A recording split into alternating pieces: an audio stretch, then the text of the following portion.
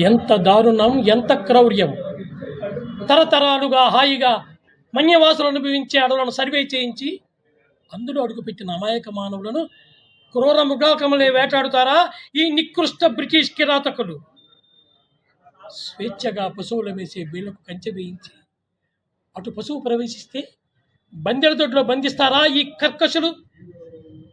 ఎండకు నన్నెత్తి కరుగుచున్నా, ములుకుల్లాంటి రాళ్లకు పాదాలు పగుడుచున్నా, కొండలపై రోడ్లు వేసే అమాయకులపై అత్యాచారమా?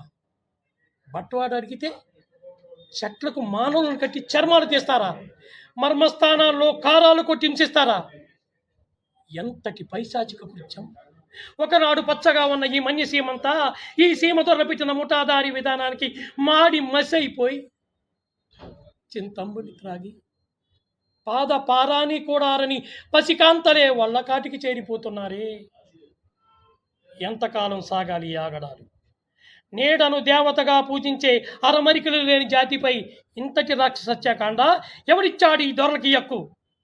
తమ గడ్డ కాని గడ్డపై అడుగుపెట్టి కఠిన దౌర్జన్యానికి దిగిన ఈ దొరతనానికి దగ్ధం చేసి తీరకపోతే మన్యానికి బ్రతికే లేదు. అదే బానిస విముక్తి, స్వాతంత్ర స్వశక్తి.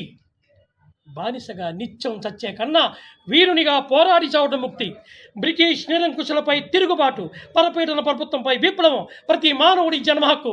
ఈ సీతారామరాజు ఒక్కడే కాదు, ఈ మన్య వీరుల కంట కొన ఊపిరినంత వరకు సీమదొరల శబ్దం భరతకన్నలో వినిపించ వీలు లేదు. సింహాలు విహరించే మన్యసీమలో ఈ నక్కలకు స్థానం ఉండరాదు. పులినైనా పిలిచి చంపగల ఈ మన్యం జాతి తలుచుకుంటే ఈ దొరలకు తొట్టెలో మతులు గతులు లేకుండా చేయగలవు. పడాలి.